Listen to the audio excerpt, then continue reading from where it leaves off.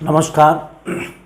मैं हरनाथ सिंह देमा inter college Kurawali Mainpuri कक्षा 11 में जो हमारा टॉपिक चल रहा है ठोसों के यांत्रिक गुण, उसमें आज मैं भाग 4 पढ़ाऊँगा। अभी तक मैंने जो पढ़ाया प्रत्यास्थता के बारे में पढ़ाया, अब प्रत्यास्थता के बारे में पढ़ाया, प्रत्यास्थ वस्तुएँ, अप्रत्यास्थ वस्तुएँ क्या होती हैं। उसके बाद ठोसों में ये व्यवहार, प्रत्यास्थता का व्यवहार क्यों होता है, हुक का नियम, प्रतिबल, विकृति, प्रतिबल के प्रकार, विकृति के प्रकार, और इसके साथ साथ हमने प्रत्यास्थता कितने प्रकार की होती है ये पढ़ाया। आज जो हम पढ़ाएंगे ये पढ़ाएंगे जो प्रतिबल विकृति वक्र होता है उसका व्यवहार क्या होता है, उसके भिन्न भिन्न भागों का अर्थ क्या होता है, इसके साथ ही प्रत्यास्थ ऊर्जा पर संख्यात्मक प्रश्न और पॉइसन रेशियो। देखिए, ये जो हमारा जब भी हम किसी वस्तु पर बल लगाते हैं, प्रतिबल लगाते हैं, तो उसमें विकृति होती है, और प्रतिबल विकृति वक्र को जब हम खींचते हैं तो इस तरह का हमें ग्राफ प्राप्त होता है। इस देखिए ग्राफ से आपको ये नज़र आ रहा होगा कि भिन्न भिन्न भागों का भिन्न भिन्न अर्थ है। देखिए, सबसे पहले हम भाग लेते हैं ओ से ए तक। पहला भाग है ओ से ए, ये सीधा रेखिक है, सीधा स्ट्रेट लाइन है। इस भाग में क्या होता है, हुक का नियम लागू होता है, प्रतिबल विकृति के अनुपाती होती है, और जब हम विरूपक बल हटा लेते हैं तो वस्तु अपने पुराने आकार को प्राप्त कर लेती है। अब बात आती है ए से बी तक के भाग की, और ए से बी में देखिए, आपने देखा होगा कि जो हमारा वक्र है वो सीधी रेखा ना होकर के, रेखिक ना होकर के कर्व है।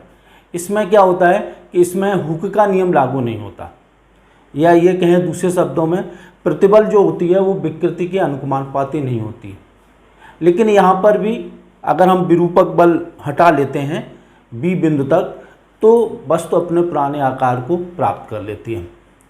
इसके साथ साथ अब आप देखिए बी से सी तक, इस भाग में क्या होता है, इस भाग में भी वक्र है, और अगर हम विरूपक बल हटा लेते हैं तो वस्तु अपने पुराने आकार को प्राप्त नहीं कर पाती, बल्कि उसमें कुछ खिंचाव पैदा हो जाता है। तो कहने का तात्पर्य यह है कि बिंदु बी प्रत्यास्थता की सीमा है, ये प्रत्यास्थता की सीमा है। बी तक तो वस्तु बी, ओ से हम बी तक वस्तु को खींचते हैं तो वस्तु अपने पुराने आकार को प्राप्त कर लेती है, लेकिन बी से आगे सी तक वस्तु हमारे पुराने आकार को प्राप्त नहीं कर लेती है। इस तरह से सी तक अगर हम खींचते हैं तो वस्तु में स्थायी निरूपण हो जाता है, मतलब वस्तु खिंच जाती है। तो कहने का मेरा तात्पर्य यह है कि ओ से सी तक जो व्यवहार है वो प्रत्यास्थ व्यवहार है हमारी वस्तु का। अब बात आती है सी से आगे, सी से डी तक वाले भाग में देखिए, सी से डी के भाग में ये प्रत्यास्थता की सीमा के बाहर है। इसमें जो हमारी वस्तु का व्यवहार होता है वो प्लास्टिक की तरह होता है, मतलब वस्तु खिंची रह जाती है, टूट जाती है, वस्तु अपने पुराने आकार को प्राप्त नहीं कर पाती है। और इसमें सबसे अधिकतम जो प्रतिबल होती है वो भंजक प्रतिबल कहलाती है, और ये डी बिंदु पर प्राप्त होती है। लेकिन जब आप देखेंगे डी से ई तक के वाले व्यवहार में क्या होता है कि हम कम प्रतिबल लगाएं तब भी विकृति बहुत ज़्यादा होने लगती है, और ये जो ई बिंदु है वहाँ पर वस्तु टूटने की कगार पर आ जाती है। इस वजह से इसको हम भंजन बिंदु भी कहते हैं। अब ये देखिए, जब डी और ई के बीच में गैप कम होता है तो वो गैप कम होता है, तो जिन पदार्थों में डी और ई के बीच में गैप कम होता है, या ये कहिए कि प्लास्टिक का परास कम होता है, तो ऐसे पदार्थों को हम कहते हैं भंगुर पदार्थ। जैसे हमारा कांच है, उच्च कार्बन है। दूसरा, जिनमें गैप ज़्यादा होता है उनको हम कहते हैं तन्य पदार्थ। तन्य पदार्थ उनको ज़्यादातर खींचा जा सकता है, मतलब टूटने से स्थिति उनके हम पतले तार बना सकते हैं, जैसे तांबा है, कॉपर है, और जैसे हमारे नर्म लोहा है। इस तरह से जो चीज़ें होती हैं इनको हम तन्य पदार्थ कहते हैं। तो इस तरह से हमने आज प्रतिबल विकृति वक्र के बारे में पढ़ा और इनके भिन्न भिन्न भागों के बारे में पढ़ा। ये जो चैप्टर है वो हमारा अंतर्गत है प्रत्यास्थता की सीमा तक की बात हम करेंगे। प्रत्यास्थता की सीमा के अंतर्गत हमारा ये चैप्टर चलेगा, जो चल रहा था। जो भी हमने अभी तक जो पढ़ाया वो प्रत्यास्थता की सीमा के अंतर्गत की बात बताई। अब आता है अगला टॉपिक, बहुत इंपॉर्टेंट है, प्रत्यास्थ ऊर्जा। देखिए प्रत्यास्थ ऊर्जा होती क्या है। जब भी हम किसी वस्तु को खींचते हैं, आपने इसको जैसे खींचा, तो खींचने में क्या होता है कि वस्तु के अंदर प्रतिक्रिया बल कार्य करता है। जैसे ये वस्तु है, इसकी लंबाई L है, प्रारंभ की लंबाई L।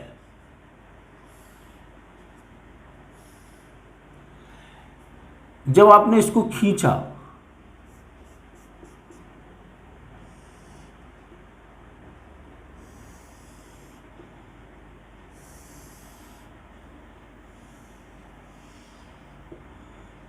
L plus delta L,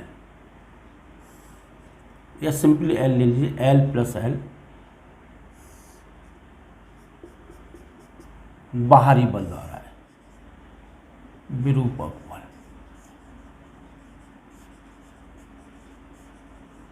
तो इसके अंदर प्रतिक्रिया बल लगता है जिससे अणुओं के बीच की दूरी बढ़ती है और जो बाहरी बल का हमारा विरोध होता है। तो इस प्रतिक्रिया बल के विरुद्ध जो किया गया कार्य होता है वही इस क्षण के अंदर, वस्तु के अंदर प्रत्यास्थ ऊर्जा के रूप में संचित हो जाता है, जिसे हम प्रत्यास्थ ऊर्जा कहते हैं। तो देखिए L इसकी प्रारंभिक लंबाई है,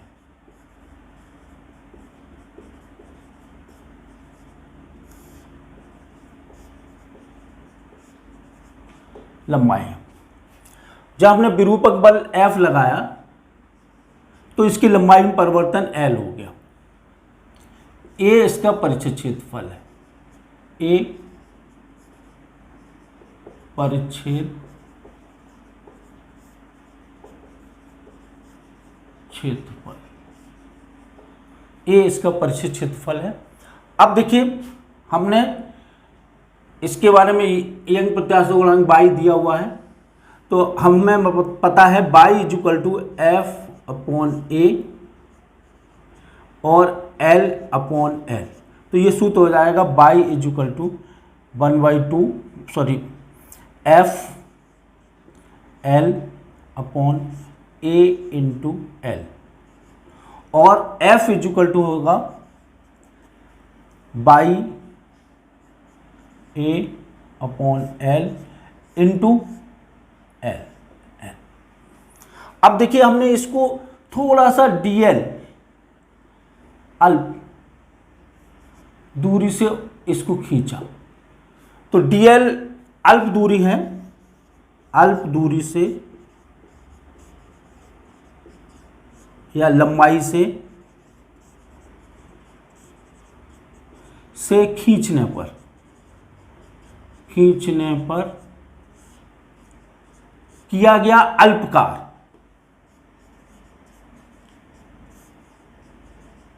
अल्पकार, किया गया अल्पकार कितना होगा, dw इक्वल टू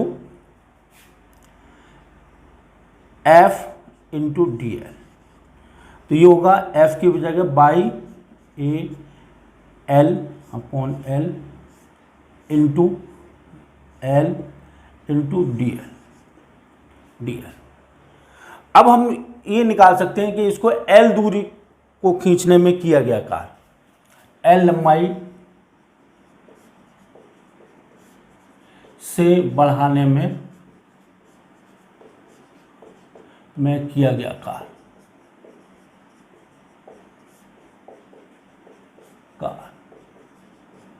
L लंबाई से बढ़ाने में किया गया कार्य। तो ये कितना होगा, W इक्वल टू, इसको इंटीग्रेट कर देंगे 0 से L, क्योंकि प्रारंभिक L का मान 0 होगा और अंतिम जो लंबाई हो जाएगी वो L होगी।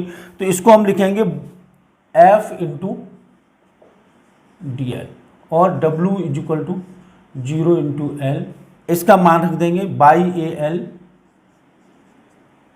Upon L into L into d L.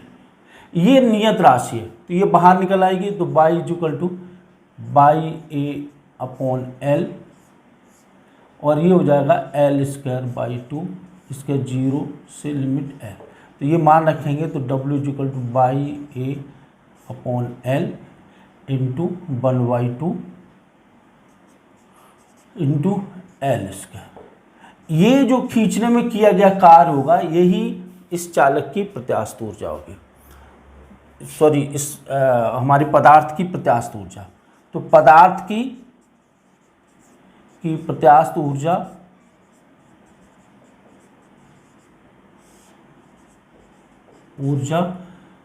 ये होगी U बराबर 1/2 by A upon L into L square joule.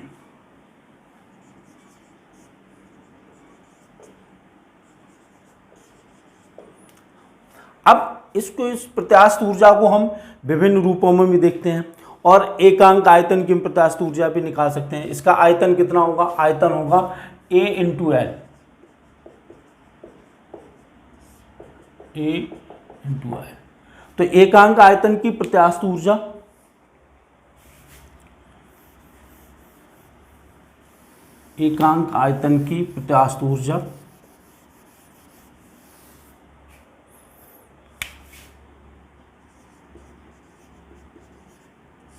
आयतन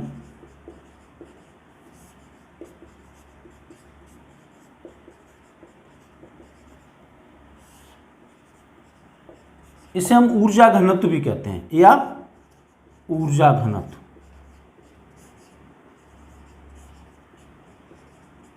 U dash U upon A into L. तो ये होगा 1/2 by A upon L into L square upon A into L. तो देखिए A से A कैंसिल हो गया और 1/2 by into L upon L का होल स्क्वायर, और ये कह सकते हैं U डैश बराबर 1/2 प्रत्यास्थता गुणांक इंटू प्रतिबल सॉरी विकृति का होल स्क्वायर। ये सूत्र निकल के आया। इसका मात्रक जो होगा वो होगा जूल प्रति मीटर क्यूब, जूल प्रति मीटर क्यूब। तो ये हमारा सूत्र निकल के आ गया प्रत्यास्थता। इसको हम दूसरे रूप में भी लिख सकते हैं, प्रतिबल के रूप में भी लिख सकते हैं। तो इस तरह से अगर हम प्रतिबल के रूप में लिखते हैं तो हमारा सूत्र ये निकल के आएगा U डैश बराबर 1/2, इसको प्रतिबल बटे विकृति बराबर इंटू विकृति का स्क्वायर तो एक कट जाएगा तो ये हो जाएगा 1/2 प्रतिबल इंटू विकृति।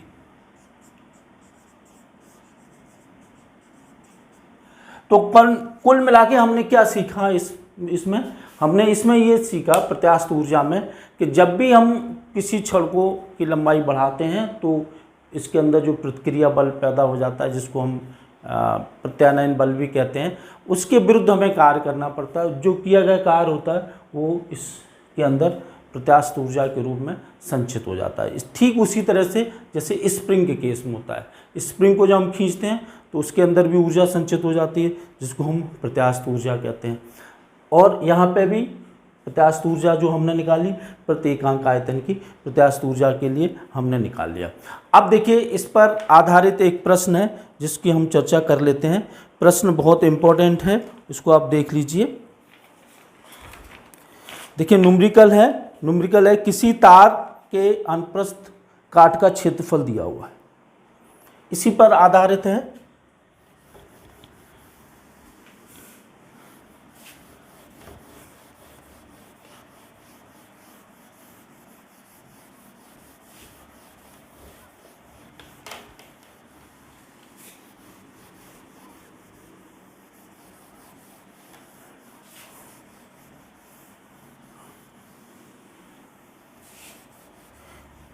एक तार है, इसके अनुप्रस्थ काट का क्षेत्रफल दिया हुआ है,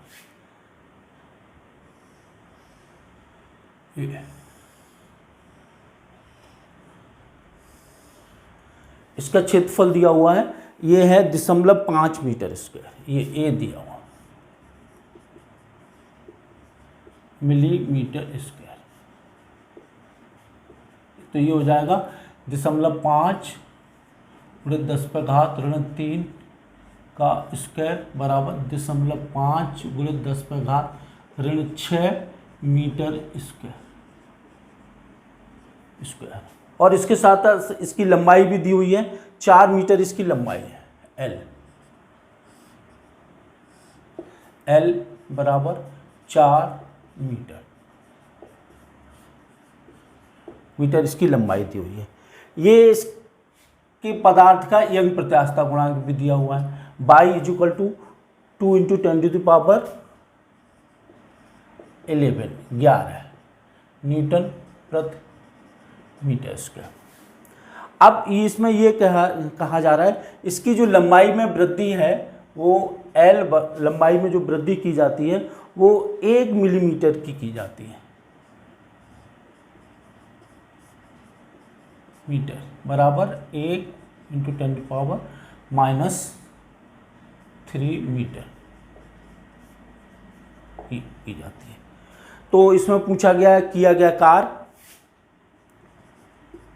मतलब खींचने में किया गया कार्य, प्रत्यास्थ ऊर्जा,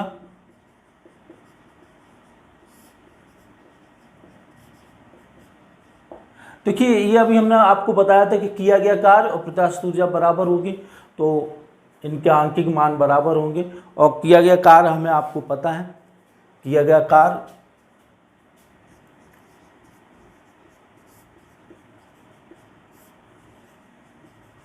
W बराबर 1/2 F × L। अब देखिए F कितना होगा, हमें पता है, Y equal to F/A × L/L। तो बाई F इक्वल टू आ जाएगा बाई A L/L। ये मान इसमें रख दीजिए, तो W equal to 1/2 F Y AL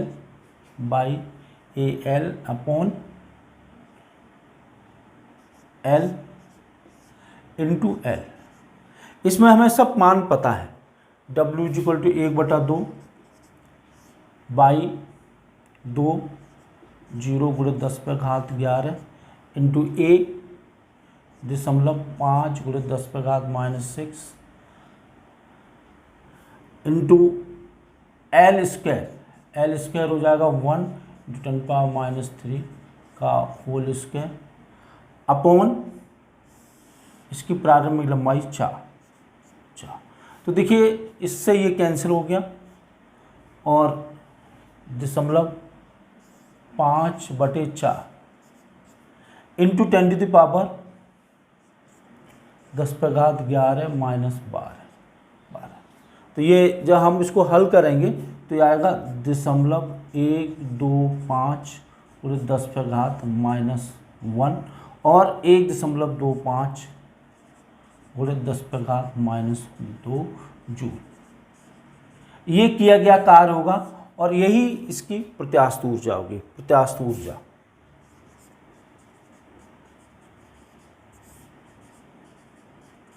ऊर्जा 1.25 10⁻⁻2 जूल, क्योंकि हमने परिभाषा में बताया था प्रत्यास्थ ऊर्जा और किया गया कार्य बराबर होता है। अब देखिए हम चर्चा करना चाहेंगे पॉइजन रेशियो की। देखिए पॉइजन रेशियो में हमने पहले बताया है कि जब भी हम किसी वस्तु को खींचते हैं तो उसकी लंबाई में परिवर्तन होगा, लंबाई बढ़ जाएगी, लेकिन उसके साथ साथ उसके व्यास में कमी हो जाएगी। देखिए विरूपक बल लगाया और विरूपक बल लगाने से उसके व्यास में कमी हो जाएगी और लंबाई में वृद्धि होगी। तो इस तरह से दो तरह की विकृतियां होंगी। देखिए ये एक छड़ है,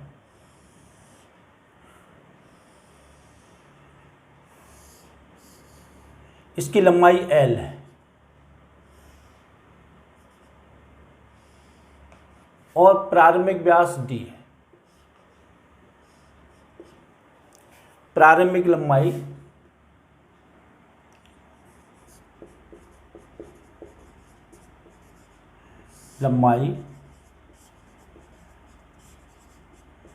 L,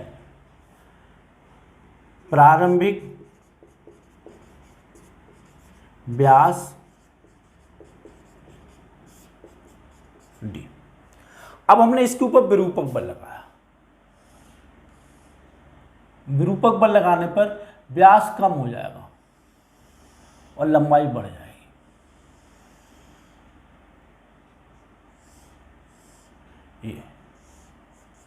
ये विरूपक बल।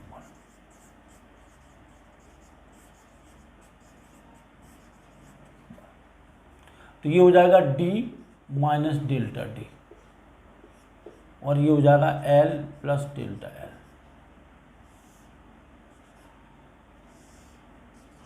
डेल्टा L क्या है? लंबाई में वृद्धि और डेल्टा D क्या है? व्यास में कमी।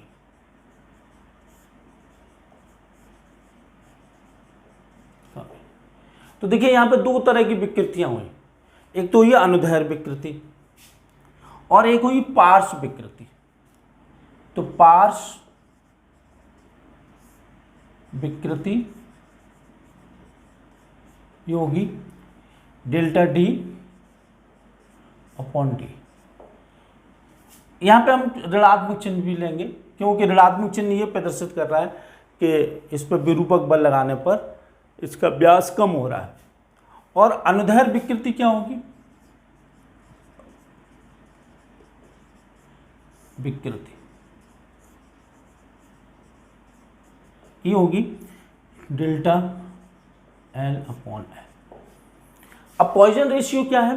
पॉइजन रेशियो ये है कि प्रत्यास्थता की सीमा के अंतर्गत अगर किसी वस्तु पर कोई विरूपक बल लगाया जाता है तो पार्श्व विकृति और अनुदैर्घ्य विकृति के अनुपात को पॉइजन अनुपात या पॉइजन रेशियो कहते हैं। है प्रत्यास्थता की सीमा के अंतर्गत। तो देखिए पॉइजन अनुपात या पॉइसन अनुपात इज इक्वल टू पार्श्व विकृति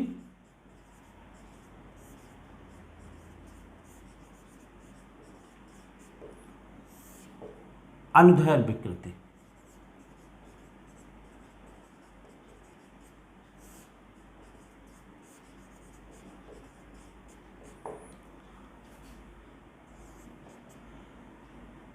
पार्श्व विकृति delta D upon D upon delta L upon L। तो ये हो गया minus delta D upon delta L into L upon D। तो देखिए इसमें लंबाइयाँ हैं दोनों, ऊपर भी और नीचे भी, तो इस वजह से विमाहीन राशि होगी इंटू L अपॉन D। ये एक विमाहीन राशि है, इसका कोई मात्रक नहीं होगा। तो इस तरह से हमने पॉइजन रेशियो के बारे में पढ़ा और मैंने आपको इसके होमवर्क में आपको मैंने क्वेश्चन भी दिए हुए हैं जो प्रत्यास्थ ऊर्जा के ऊपर आधारित हैं। इन प्रत्यास्थ ऊर्जा के प्रश्नों को भी आप कर लीजिएगा। साथ ही साथ इसका प्रत्यास्थता का उपयोग हमारे जो ये बनाए जाते हैं, पुल बनाए जाते हैं और जहाँ पर हमें यांत्रिक मैकेनिकल वर्क जहाँ पर होता है, मैकेनिकल इंजीनियरिंग में इस प्रत्यास्थता का बहुत उपयोग किया जाता है।